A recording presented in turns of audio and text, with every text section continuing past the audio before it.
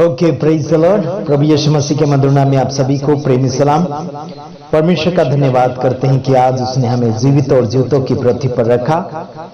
बीते हुए दिनों में हमने आपको कुछ अन्य भाषा के बारे में बातें करी थी, जैसे कि कल कुछ बातें हमने छेड़ा था और कुछ लोगों ने धन्यवाद दिया, कुछ लोगों ने गालियां दी। बड़ी अच्छी बात है कि संसार में ना समझ लोग भी हैं।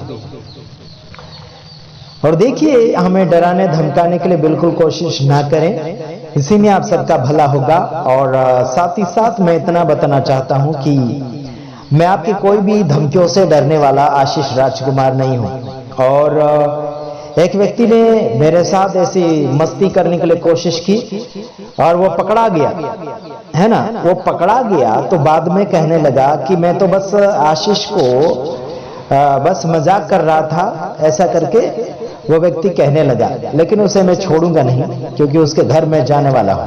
वो आदमी मिल चुका है और वो झूठ बोल रहा था कि वो पास्टर है करके, लेकिन वो पास्टर नहीं है। और विश्वासी कैसा है, वो दिखावे यानी कि नामधारी विश्वासी है। आने वाले समय में हो सके वो अगर पकड़ा गया तो मैं जरूर उसका वीडियो आपके सामने लाकर उसको कबूल करवाऊंगा कि उसने गलती की है और माफी भी मंगवाऊंगा। उसने अनफ सनफ कुछ व्हाट्सएप के ऊपर लिखा था और धमकी भी दी थी मुझे, पुलिस की धमकी। तो मैंने कहा कि ये धमकियां मेरे लिए एक खिलौना है और ऐसी धमकियों से मैं कभी डरता नहीं हूं। पुलिस की धमकियां और सरकार की धमकियां मुझे बिल्कुल नहीं देना है। ये इनसे मैं खेल चुका हूं और ये मेरे सामने अभी खिलौना लगता है। तो इसलिए ये खिलौना मेरे सामने बिल्कुल नहीं लाना है। और आज से मैं तुम्हें इतना बताना चाहता हूं कि कोई भी प्रकार का मजाक मेरे साथ नहीं करना है। और फोन के ऊपर प्रार्थना करने का मजाक, प्रार्थना करवाने का मजाक भी बिल्कुल नहीं करना, क्योंकि मैं फोन के ऊपर प्रार्थना बिल्कुल नहीं करता। 1 सेकंड की भी प्रार्थना फोन के ऊपर बिल्कुल नहीं करता। इसलिए समझ जाना है कि फोन मुझे प्रार्थना के लिए बिल्कुल नहीं करना। जो भी है व्हाट्सएप के ऊपर आपको भेजना होगा प्रार्थना रिक्वेस्ट, ठीक है। और अगर आप पहले से पुराने मसीह है या विश्वासी है तो आप खुद कर लो, ताकि आपको प्रभु और पहचाने और जाने। इसी में आप सबका भला होगा, ठीक है मेरे भाइयों बहनों। हाँ, समझ में आया कि नहीं आया? आ गया ना? तो ध्यान रखिएगा, मैंने एक वीडियो में कहा था कुरिन्थियों का 14 अध्याय का 1 से कुछ वचन हमने पढ़े थे और आगे का वचन मैंने आप सभी को पढ़ने के लिए बोला था घर पे। आप मेहनत नहीं करेंगे तो परमेश्वर को कैसे पहचानेंगे? आप खुद बाइबल नहीं पढ़ेंगे तो बाइबल को कैसे जानेंगे कि सच में बाइबल है क्या चीज? कैसे आप जानोगे? हेलो, समझ में आ रहा है मेरे भाइयों बहनों? तो आपको आगे बढ़ना है और बढ़ने के बाद में रुकना नहीं है, आगे की ओर ही दौड़ते चले जाना है। परमेश्वर के अनुग्रह में, परमेश्वर के वचन में अगर नहीं बढ़े तो खतरा आ जाएगा आपके ऊपर। और वो ज्योति शर्मा और क्या क्या शर्मा और ये नेता वेता बहुत सारा प्रॉब्लम में बढ़ाते चले जाएंगे। नेता लोगों ने महंगाई बढ़ा दी, विरोधी लोगों ने आतंक फैला दिया, मसीह लोगों ने सेवा बिगाड़ दी, हिंदू लोगों ने मूर्ति पूजा बढ़ा दी। बाकी क्या रह गया है यारों? बस बाकी इतना रह गया है, सच्चाई के साथ बढ़ो, वरना तुम्हारी खैर नहीं। तुम्हारी मौत तो कभी भी हो जाना है, लेकिन अगर मौत भी हो गई तो आपको स्वर्ग मिलना चाहिए या नरक मिलना चाहिए। हालांकि अभी तो किसी को स्वर्ग नरक नहीं मिलेगा, सुखलोक मिलेगा या फिर अधलोक मिलेगा, इसके अलावा कुछ नहीं मिलेगा। तो ध्यान रखिएगा, मैंने अन्य भाषा के विषय में बातें छेड़ी थी। कुछ लोग आबालाबा शाबालाबा करते हैं और कुछ लोग ओराबा शाखादाबारी खो दिखाना राडाबारी रिबी रिबी ऐसे करते हैं। तो इसका कोई प्रूफ नहीं है और ना ही कोई इसके पीछे जाना चाहिए, और इसके पीछे आप अपना समय बर्बाद ना करें। और इस भाषा को बोलो या ना बोलो, स्वर्ग का कोई ठिकाना नहीं मिलेगा। कुछ लोगों का कहना है कि अगर अन्य भाषा नहीं बोलेंगे तो स्वर्ग नहीं जा पाएंगे। तो ऐसा बाइबल में कहां लिखा गया है? अगर मुझे बता दें, मुझे तो नहीं मिला। अगर मुझे बता दे तो हम तुम्हें इनाम में देने के लिए माहिर हैं। और ध्यान दीजिएगा, कई भाषाओं के कारण और कई वरदानों के कारण, कम ज्यादा होने के कारण कोई स्वर्ग नहीं मिलेगा, और ना ही क्या बोलना चाहिए, ना ही नरक मिलेगा। जो है सो है, ये आपका इस्तेमाल करने का एक चीज है, यानी कि आपको लगने वाली भाषाएं। समझ रहे मेरे भाइयों बहनों? और आपको आना चाहिए, समझना चाहिए, प्रैक्टिकल होना चाहिए, ऐसी भाषाएं होना चाहिए। बल्कि जिसे कोई नहीं समझता है उसे बिल्कुल नहीं बोलना है, ठीक है? अगर जहां समझ रहे हैं तो वहां बोलिए, उसका अनुवाद भी कीजिए, उसमें आपका भी भला होगा और सामने वाले सुनने वाले का भी भला होगा। तो आगे मैं आपको इतना बताना चाहता हूं, संसार भर में जैसे हाईवे रोड के ऊपर या ट्रैफिक के ऊपर या कहीं भी आप जाते हैं तो ट्रैफिक पुलिस रोकेंगे या फिर और कोई पुलिस रोकेंगे जो खाकी वर्दी वाले और एक सफेद वर्दी वाले, है ना?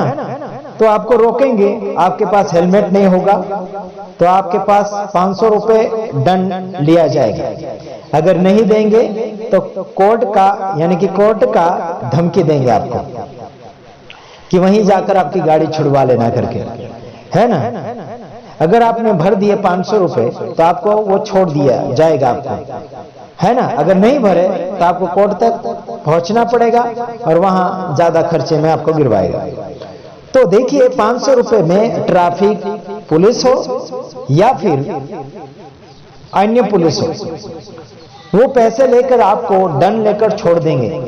आपकी गलती को माफ करने के लिए 500 रुपए उन्होंने रखा है दाम, कि आपकी गलती माफ कर दी जाए और दोबारा ऐसी गलती ना करें।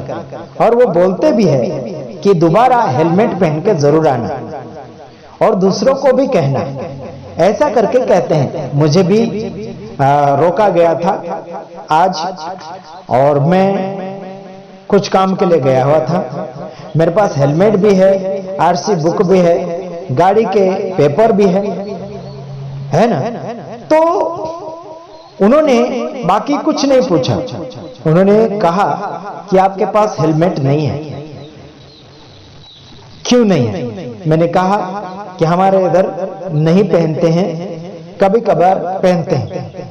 तो उन्होंने कहा कि हाईवे रोड के ऊपर जब निकलते हैं तो पुलिस होती है, और उन्होंने ये भी कहा है कि आपके बचाव के लिए ये सब, क्योंकि अगर एक्सीडेंट हो गया, आपको प्रॉब्लम हो गया, हो सकता है नीचे गिर गए गाड़ी से तो आपके सिर में चोट लग सकता है और 108 हमारी ही आएगी करके उन्होंने कहा।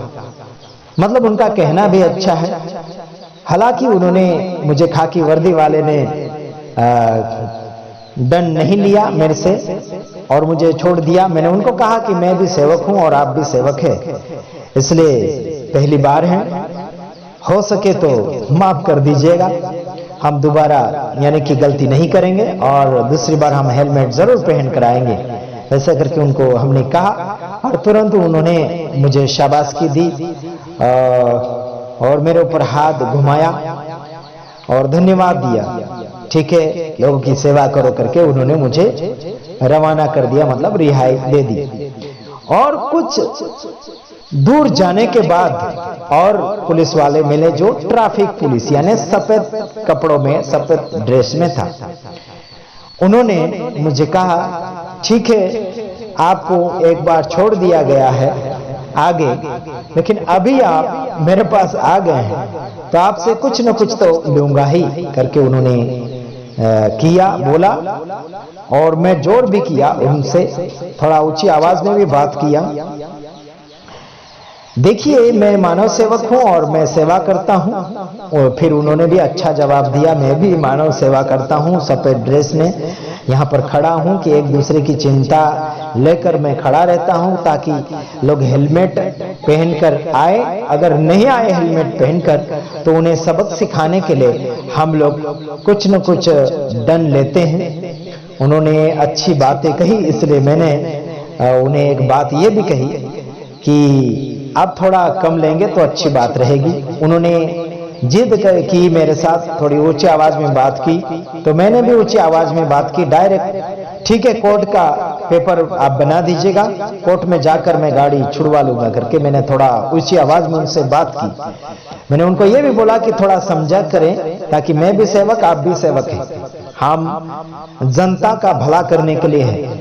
गलती आखिर इंसान से होती है ना, और वो इमरजेंसी में होता है या फिर भूल में हो जाती, भूल कर आ जाते हैं। तो ठीक है, उन्होंने ये भी कहा कि ठीक है कोई बात नहीं, मैं 300 रुपए में आपको छोड़ देता हूं। उन्होंने कहा, मैं कहा ठीक है कोई बात नहीं, आप 300 रुपए ले लीजिएगा, लेकिन अगली बार ध्यान दीजिएगा, सेवक से अगर दंड लेंगे तो कोई विकास का नहीं बढ़ेगी, है ना। सेवक तो जरूर सुधारा तो सुधारी कर ही लेगा, लेकिन आम जनता क्या है, उन्हें आप अगर दंडते हैं, सबक सिखाने के लिए करते हैं तो अच्छी बात है, लेकिन सेवक को मालूम होता है, लेकिन कुछ ऐसी जल्दीबाजी हो जाती है, जल्दबाज में आगे पीछे हो जाता है इंसान। तो ठीक है, हमने 300 रुपए दे दिए, उन्होंने रसीद दिया, कोई बात नहीं, धन्यवाद बोला, ठीक है, गॉड ब्लेस यू, दोबारा ख्याल रखना, ताकि मैं जय शिव मानव सेवा वाला हूं, गाड़ी के ऊपर लिखा गया है। ठीक है, मुझे उन्होंने रवाना कर दिया, प्रभु का धन्यवाद हो। अच्छा किया, आगे तक बातें नहीं पहुंची। आखिर मैं ये इसलिए कहा कि पुलिस वाले तो आगे पीछे करके थोड़ा कम ज्यादा करके पैसा लेकर छोड़ देंगे, लेकिन परमेश्वर कभी कम ज्यादा नहीं करेगा और ना ही कुछ आपसे कुछ लेगा, आपको कभी रिहाई नहीं देगा। तो इसीलिए मैं आपको बताना चाहता हूं कि परमेश्वर नरक में डालने के लायक भी है और स्वर्ग में डालने का लायक भी है। वो किसी से रिश्वत लेकर या फिर किसी से दंड लेकर नहीं छोड़ेगा। मेरे कहने का मकसद यही था। हमने 300 रुपए दिए, कभी नहीं, पहले कभी नहीं दिए थे, पहली बार मैंने दिया, वो आखिर मेरी गलती थी क्योंकि मैं हेलमेट घर पे छोड़ के चला गया था, है ना। तो ठीक है, इसमें सुधारा कीजिए। अगर आपके जीवन में कुछ भी गलती होगी तो परमेश्वर नहीं छोड़ेगा। सरकार छोड़ सकती है सजा देकर, पुलिस वाले दंड लेकर छोड़ सकते हैं, लेकिन प्रभु कभी नहीं छोड़ेगा। इतना याद रखना, आपके जीवन में कितनी घटना घट रही है और कितनी गलतियां हो रही है, जानबूझकर गलतियां दोहराने के लिए कोशिश ना करें। साथ ही साथ उस ट्रैफिक पुलिस ने मुझे यह भी कहा, अगर हम दंड नहीं लेंगे लोगों से तो उनको ऐसा लगेगा कि पुलिस वाले छोड़ देते हैं, कोई बात नहीं करके ऐसे ही घूमने लग जाएंगे। इसीलिए सबक सिखाने के लिए हम लोग दंड लेते हैं, ऐसा करके उन्होंने कहा। तो ठीक है मेरे भाइयों बहनों, परमेश्वर का वचन भी यही कहता है कि तुम सतर्क हो जाओ, सावधान हो जाओ, ताकि आप उस आग से, उस नरक आग से बच सको। ठीक है, ओके, गॉड ब्लेस यू। प्रभु आप सबको आशीषित करे।